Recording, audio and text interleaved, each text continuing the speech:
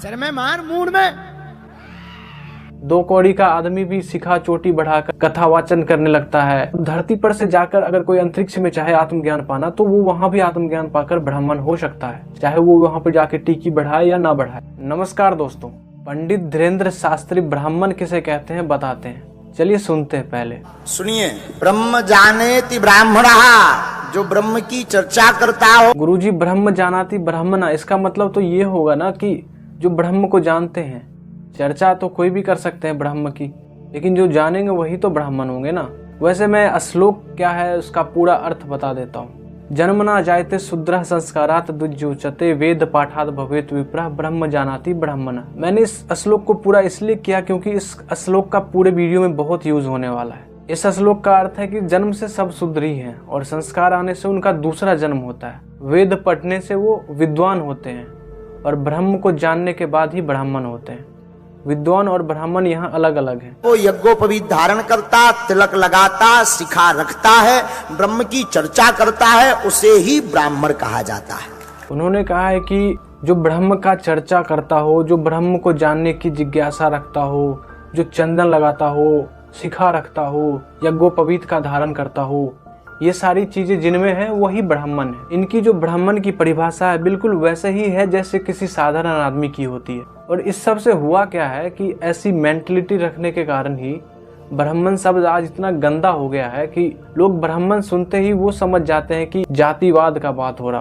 पर ब्राह्मण एक उपाधि है जो कि हर आदमी बन सकता है। ब्राह्मण कोई जन्म से नहीं होते, वो ब्राह्मण ब्रह्म को जानने के बाद ही होते हैं। अब जो इस तरह की बातें करते हैं कि शिखा चोटी रखना, अब ऐसा काम कोई भी कर लेता है। दो कौड़ी का आदमी भी शिखा चोटी बढ़ाकर कथा वाचन करने लगता है या फिर कर्मकांड कराने लगता है और वो खुद को ब्राह्मण बताता है। अब आपने तो बता दिया कि ब्राह्मण ऐसा होता है, जो ऐसा ऐसा करे वो ब्राह्मण हो गया। पर इस सब में सबसे मूलभूत जो बात थी वो थी कि ब्राह्मण वो होगा जो ब्रह्म को जानेगा। आपके इस परिभाषा के अनुसार तो असली ब्राह्मण वो नहीं हुए जो ब्रह्म को जानते हैं, बल्कि वो हुए जो पाखंड करते हैं, जो चर्चा करते हैं, जो कथा वाचन करते हैं, जो दान दक्षिणा लेते हैं, जो यजमानों को कुछ भी पढ़ाकर उससे ठगते हैं, वो ब्राह्मण हुए आपके अनुसार। तो आपके इस परिभाषा के हिसाब से तो वो सब ब्राह्मण नहीं हुए जो असली में ब्राह्मण थे।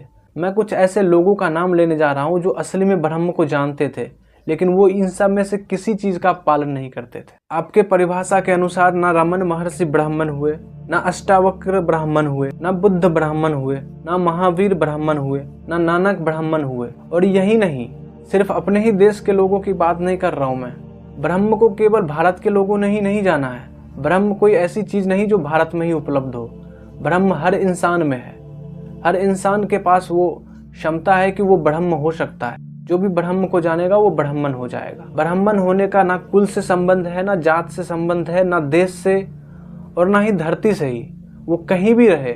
अमेरिका में भी लोग ब्राह्मण हुए हैं। ये देश काल और परिस्थिति पे निर्भर नहीं करता है। ब्राह्मण कहीं भी हुआ जा सकता है। अब धरती पर से जाकर अगर कोई अंतरिक्ष में चाहे आत्मज्ञान पाना तो वो वहां भी आत्मज्ञान पाकर ब्राह्मण हो सकता है, चाहे वो वहां पर जाके टीकी बढ़ाए या ना बढ़ाए, चाहे वो वहां पर जाके यज्ञ वज्ञ करे या ना करे, चाहे वो इसकी चर्चा करता हो या ना करता हो, चाहे वो तिलक चंदन लगाता हो या ना लगाता हो, चाहे वो जनेऊ पहनता हो या ना पहनता हो। ब्राह्मण का इस सब से कोई लेना देना नहीं।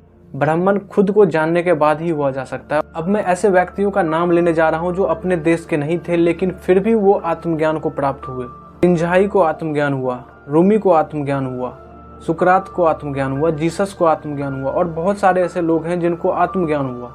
तो क्या वो ब्राह्मण नहीं हुए?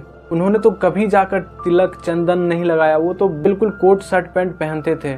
तो ब्राह्मण केवल किसी एक पैटर्न को फॉलो करने से नहीं बन जाता, कोई कर्म करने से ब्राह्मण नहीं बन जाता। या कितना भी ज्ञान ले लो और कितना भी चर्चा कर लो, ब्राह्मण नहीं हुआ जा सकता इस तरह से। ब्राह्मण होने के लिए आत्म साक्षात्कार करना पड़ेगा, खुद के स्वरूप को जानना पड़ेगा। पर इस सब बातों के लिए तो परिश्रम लगता है। और ये सब जो आप बोल रहे हैं कि यज्ञोपवीत कर लो, टीका चोटी ये सब बढ़ा लो, इससे ब्राह्मण हो गए, तो इसी सब के कारण से आज इतना पाखंड है फैला हुआ है। और इसी कारण से आज ऐसा नौबत आ गया है कि बहुत सारे लोग सनातन धर्म पर उंगली उठाते हैं। ऐसे लोग ही कर्मकांड को ज्ञान से ऊपर बना देते हैं और फिर अलग अलग तरह के कर्म, पाखंड, अंधविश्वास का प्रचलन इन्हीं द्वारा चलाया जाता है। कभी ये भूत प्रेत बुला लेते हैं अपने ही शो में। उठा उठा फेंक दे, हट हट, नक कटा, बड़ा पीर बन के यहाँ होते हैं।